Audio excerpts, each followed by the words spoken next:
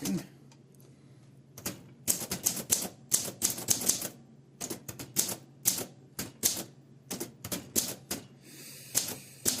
This is 1960.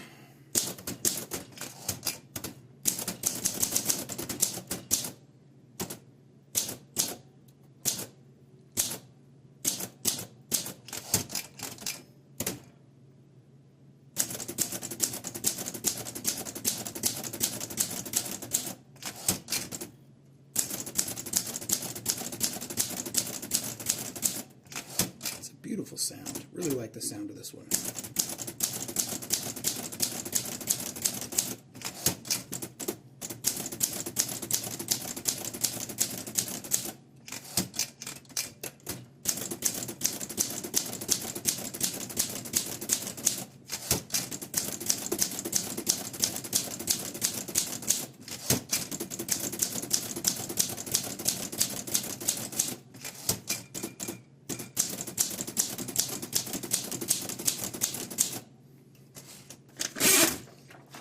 And there is our resulting typing. Very clean, very nice. Alright, this is an Olympia SM4 from 1960. The case is in pretty good shape. It's got some peeling on it, but you push these two little buttons and it lifts up. And one thing that kind of threw me when I first got this was that the case just lifts right out because it's got these little curved edges that just fit right inside the grooves. So that's a feature, not a bug, that it does that. Okay, you got two little tabs here that you can press and pull that machine right out. There's tabs at the back of this that fit into these slots right there. Okay, here's our typewriter. Like so many of the SM3, SM4 typewriters, it's just a really beautiful machine. This one is brown, of course.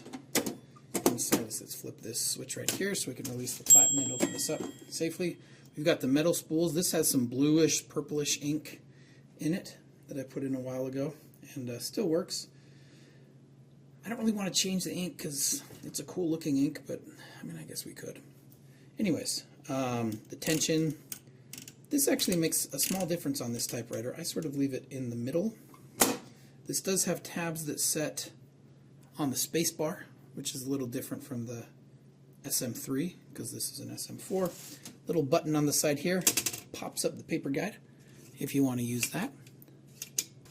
Let's see, what else is there to say about this one? Not a lot, really. I mean, it's a straightforward machine. Everything on it works, as far as I'm aware. Even things like this this clear see-through part of the that goes in front of the platen is nice and clean. It's just a very, very clean typewriter overall. We got all these stripes here, which are where the tabs are made. Here you see it's made in Germany, and you actually have a little thing that's been put on here about a typewriter service in Salt Lake City that serviced this back in the day. All right, that's it. That's our typewriter. We'll put it away, and that'll be the end. I guess I can demonstrate this. We've got these little grooves right here. They just fit right in the grooves, and when you close it, it just, make sure that's locked in. It's locked into place. I mean, again, I'd never, always be careful with typewriter cases. They're not particularly reliable after 50, 60, 70 years. But this one has proven to be pretty solid, even though it seems like it wouldn't be.